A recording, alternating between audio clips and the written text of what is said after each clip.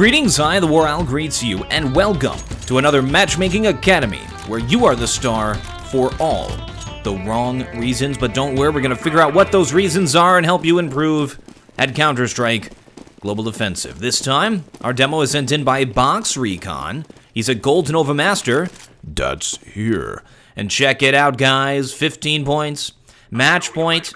CT side nuke, nothing could go wrong, just gotta land a few shots. Oh no! Alright, here he goes. Going back for more. Oh no! Outside with an op. Easy place to hold if they don't throw smokes down. Come on, Box Recon. Keep in mind to not say anything negative about the players. You don't want to hurt their Oh, he sucks! Get out of here, Box Recon! Uninstall and all that COD stuff, whatever. Alright. Let's figure out what happened. Okay. Now, very specifically, Box Recon, our man here, wanted to have some very specific questions about losing momentum. As you can tell, they are 15 now, points to 9 against the terrorists. This should be a sure win. However, it was not. Eventually, these terrorists do come back and tie them. They win every round in a row from round 25. So he wanted to know more about like the momentum, the back and forth. Let's just examine the off shooting here because it was it left much to be desired, would be a nice way to say it, I guess. And let's pause right here. So this is a really easy shot. This is a shot that every Counter-Strike player who is going to op outside on Nuke should have down. To where, when you strafe out like this, your crosshair should be directly on that guy who's looking right at him. You see that guy? Yeah. That's where the crosshair should be, but it's a little bit down and to the left. So that's the first mistake. He tries to correct for it. No, he doesn't. He just shoots.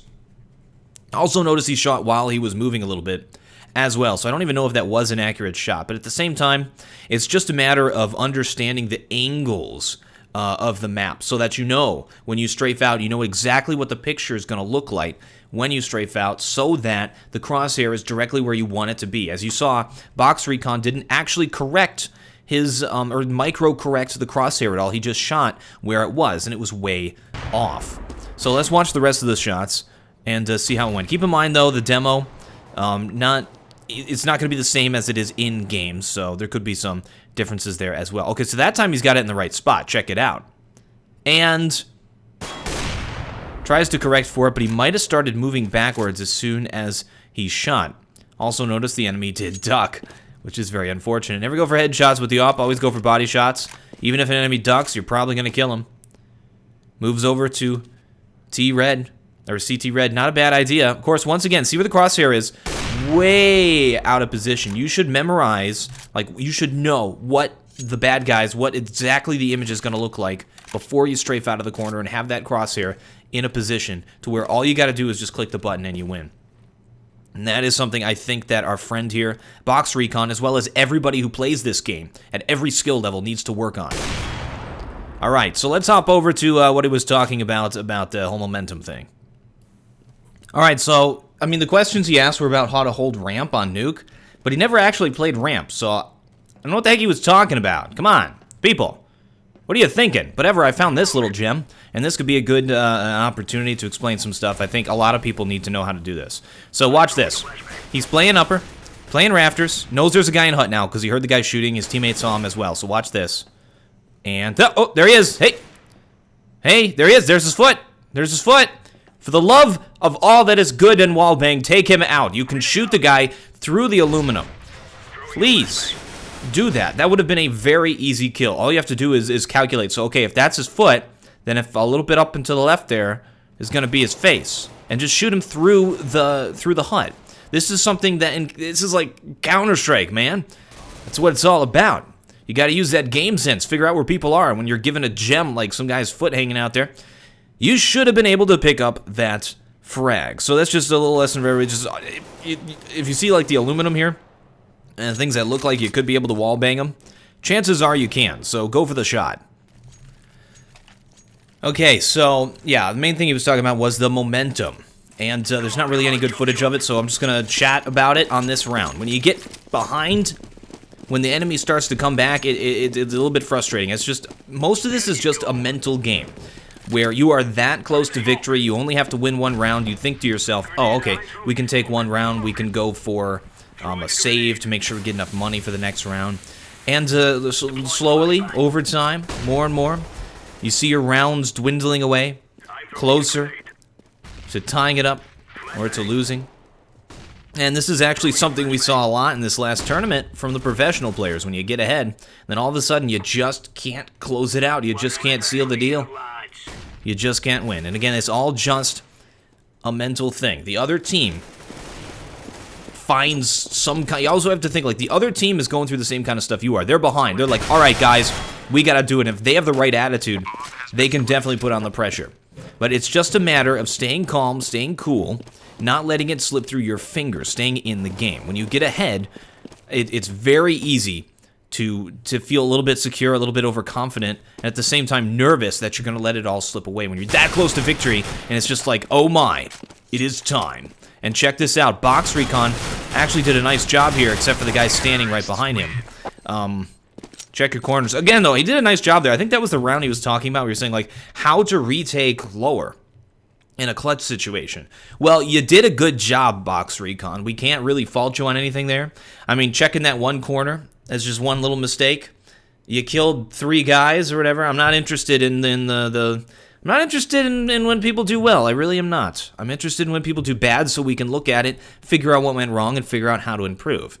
So I'm just going to hop in game here and go over the questions that he asked, even though it was never displayed in the demo. How to play ramp on Nuke, and what to do if the terrorists take ramp, as well as how to retake lower. And we're going to go over that. I'll show you in-game real quickly. So again, the main questions from this Matchmaking Academy were how to play ramp, CT side, what to do if terrorists take ramp, and how to retake lower. Now, that wasn't in the demo, so I'm not really sure why he asked it, and that was his only question. Sometimes, guys, the demos you guys send me don't even make any sense. However, it was a good question. I really wanted to answer it. So let's actually go over how to play ramp on Nuke. So I'm in game now, and as we can see, this is ramp. Generally, you're going to have one player playing ramp and another player in a position where he can rotate and help. Sometimes playing hell, he'll usually come from this spot right here.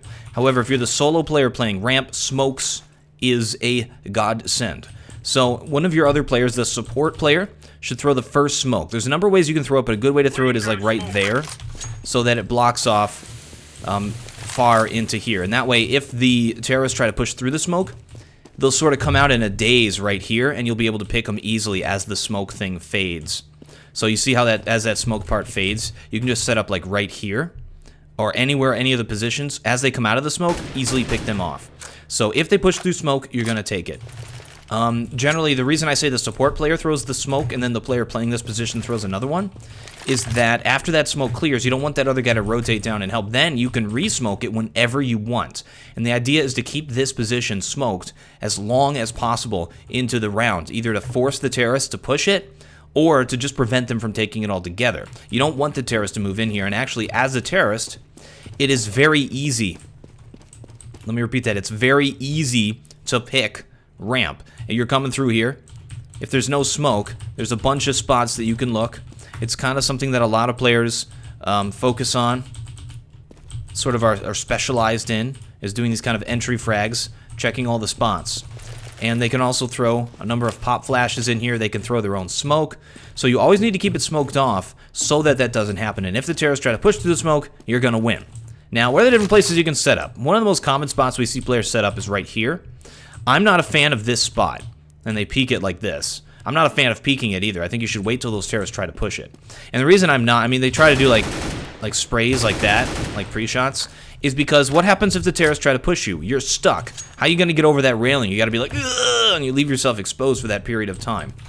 One of the most common places to use an AWP, and always has been, is this used to be called headshot box in previous Counter-Strikes. I think we still call it headshot box now, because why change it? Even though it's not a headshot box anymore. Check this out. If you duck, it used to be like if you stood up, you could see over it. If you ducked, you were hidden, and you could use it like a head. You had to get the headshot on the guy to kill him. Now it's like a waist-high box. I hate these. And if you duck, you're still visible. Only if you're really close to it, you still can't shoot. So it's kind of an awkward position. You can use it and strafe behind this box, but you can wallbang right here. That's a wallbang spot, see? So if you stand here, you can still get hit in the head and picked by somebody if they see your shoulder sticker out or something. So those are spots that a lot of people play that I really don't like. One spot that's actually a really good spot is right behind this box right here. You can actually wall bang it like that as well and just hold it off. And the key to playing ramp is that you always want to be able to get out of here and just give the position to them. You don't want to stay here if they push you.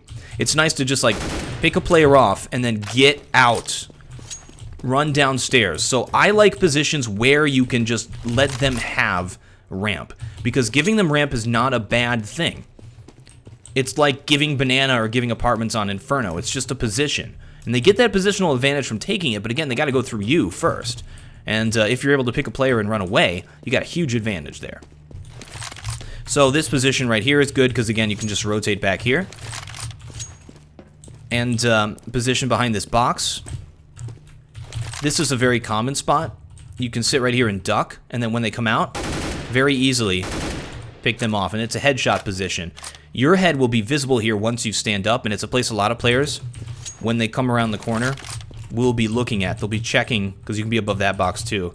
They'll be looking like that, and it's also a place you pre-shoot. So it's dangerous for that reason, but at the same time, it's a good position, because you can always just go, I'm out, and just run away really quickly.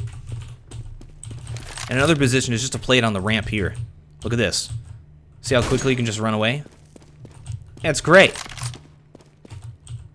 So yeah, I value positions where you can hold it off as well as get away. And it's always better if they start pushing it to call your teammate in. He's playing a rotate position. Let's say he's up here. He's like, ugh. He comes down. He's like, all right, it's killing time. And can take them out and help you out. And that's actually, if you have two players there, you can actually hold them off. You don't have to just run away. All right, so the next question that he did ask here for ramp is, what if they take ramp? What if you just, okay, you've done it. You've given the terrorist ramp. You've run away. You've gone down lower. And you're playing a position down here in the site, like this. Pretty much you just allow them to have ramp and you rotate your players accordingly. Nuke is a map where it's very easy to rotate from one site to the other, and it's really a matter of just, once you give those positions, you rotate your players and you set up a new configuration. So it takes a lot of teamwork, but again, it's a really fun map, and I really like the different configurations that teams come up with. So the player playing the rotate position, his job now is to hold off hell. Once the terrorists take hell and can take heaven, they can do a split A. And also they can come from outside as well. So that's dangerous. You always want to make sure after they take ramp, don't push them. Never ever run here if they have ramp. That is a complete death wish. You can play it from heaven and just sit right here and duck. And if they try to take hell, you just shoot them in the face. You'll see their feet before they peek, which is great. So that's a really easy position to hold it off. You can also hold it off from outside as well here, and then watch and make sure nobody can flank you. Or just play it from hell. Never peek here again. So yeah, just give them the position, rotate accordingly. Alright, so we talked about what not to do. That's no fun. Let's get an owl vision.